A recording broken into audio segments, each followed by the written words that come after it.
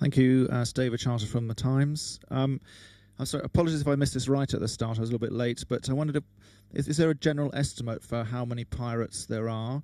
And are there any figures for us this year on the numbers that have been captured and prosecuted?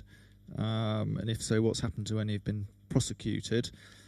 And is there an estimate of the ransom total that's been paid over the past year as well to free captured vessels? Thank you. A variety of questions there. I think in terms of the total ransom, numbers vary, but I think if you looked at a ballpark figure of around $60 to $80 million over 2009, you wouldn't be far short of the mark.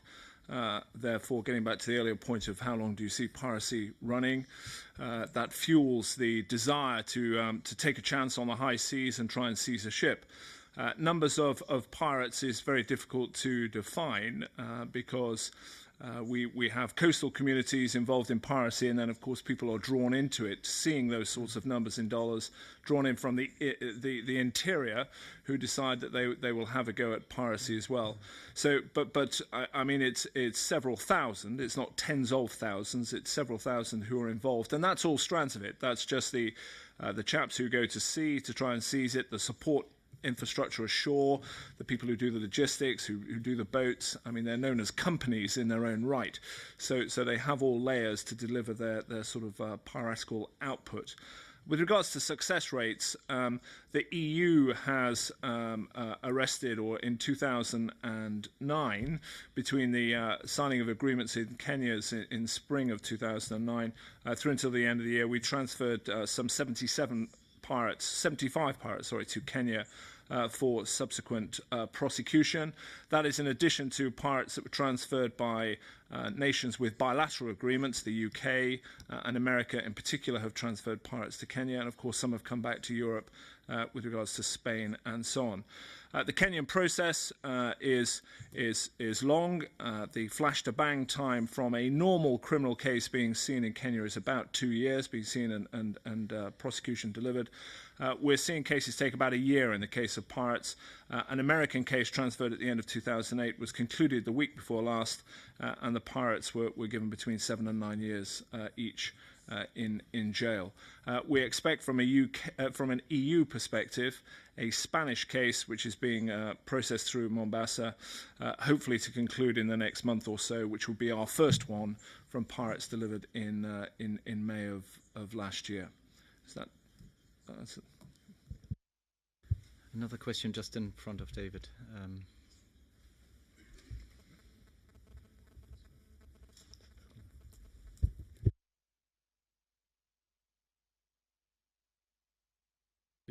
C'était moi? Bon. Pascal Mallet, Agence France Presse. Okay. I just wanted to ask Admiral Hudson, what do you think of the efficiency of AWACS? Because it has been discussed within NATO circles, and it's quite unclear if those AWACS are just a pretext to spy on Iran, to spy on Al-Qaeda, to use them because we don't know what to do with them, because they are very expensive. Because in order to track small skiffs which are made of wood, can you explain to us if effectively those AWACS, be they British, French or NATO based, are really efficient?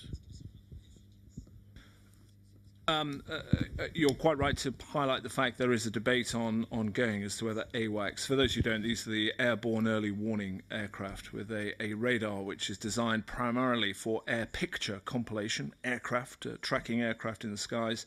And can we use those in a maritime role? Can we reconfigure that radar to give us a picture of what's going on the sea surface? That's the debate. And if so, should we do so? Does it add value? I think in terms of the Somali basin, there is very limited use for the AWACS in the Gulf of Aden. But in the Somali basin, there you have a piece of ocean which is 10 times the size of Germany. And today, I've got a couple of frigates to try and patrol it.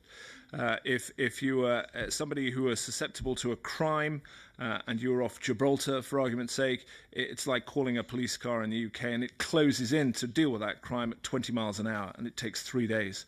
So what we need to do is get eyes in the sky to try and get a better feel for what's happening in the region.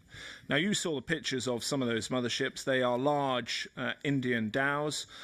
In some cases, they are large fishing dhows, which actually, within the normal means of a tailored radar, the AWACS aircraft can pick up. But it can't identify them. So it needs to work in concert with other aircraft, maritime patrol aircraft, which the European Union have deployed to the region, so that the AWACS can identify suspicious contacts, and the maritime patrol aircraft can then go down and try and work out whether they're pirates or legal or illegal. So you're right, a small skiff, those very small ones, which are no more than 3 or 4 meters long, AWACS isn't going to pick them up.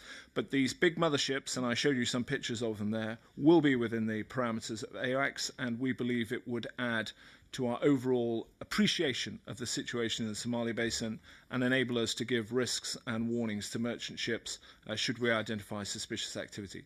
So from a military perspective, they do add value, but they are complex, they are expensive, and they need to be operated in concert with maritime patrol aircraft.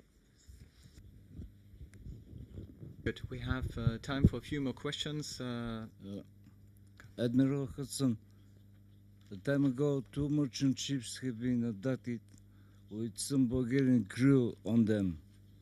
If I'm not wrong, the name of one of the ships is Asian Glory. Do you have any news about these 2 ships? Thank you. The Asian Glory, as we know, was seized by pirates just before the new year. And as with all the ships that are pirated, they're brought back to the eastern coast of Somalia.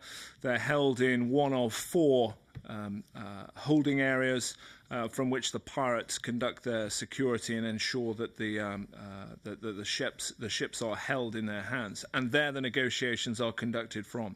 I have to say, once the vessel is seized, once the pirates have control and they're back alongside in Somalia, my involvement of it is significantly reduced. It passes then to the shipping company, to the agency, to the governments concerned as to what they do with those ships. And as we see, it tends to be a protected ransom negotiation which is then conducted.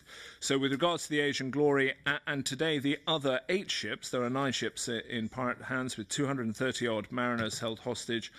Those processes, those long negotiations are being undertaken.